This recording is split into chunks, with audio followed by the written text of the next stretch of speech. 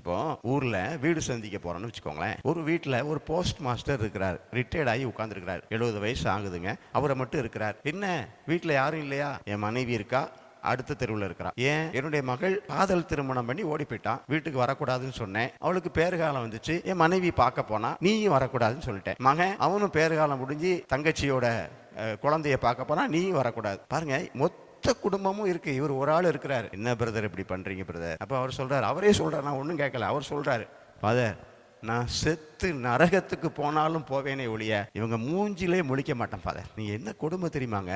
அவர் சொன்ன 4 நாள்ல இறந்து போனாருங்க. இறந்து போனாரு. எங்க போயிருப்பாருங்கிறீங்க? அவர் தானே சொன்னாரு, நான் செத்து நரகத்துக்கு போனாலும் சரிதான், இவங்கள நான் மன்னிக்க மாட்டேன், இவங்க முகத்துல முழிக்க மாட்டேன். அப்போ அவருக்கு நரகதம் நேர பைபாஸ் தேசிய நெடுஞ்சாலை நேரம் அங்கே தான் போயிருப்பார். அப்போ அவருக்கு நரகம்ங்கிறது என்ன? கொடைக்கானலுக்கு டூர் போகிற மாதிரி நினச்சிக்கிட்டு இருக்கார் அந்த ஆள். எவ்வளோ கொடுமை பார்த்தீங்களா?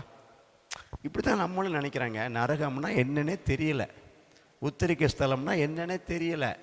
நம்ம ஊர் மாதிரி தான், நம்ம வீடு மாதிரி தான் நினச்சிக்கிட்டு இருக்கோம். ரொம்ப கொடுமையானது. அப்போ நான் தான் என் வாழ்வில் என் மறுவாழ்வை நான் முடிவு செய்கிறேன். நான் இறந்த பின்னால் எங்கே போனோம்?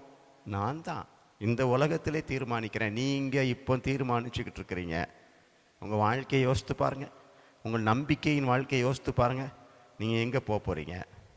அப்படி நரகத்துக்கு போகிற ஒரு வாழ்க்கை இருக்கும் என்றால் தயவு செய்து இப்போது நீங்கள் மாற்றுங்கள், மாறுங்கள்.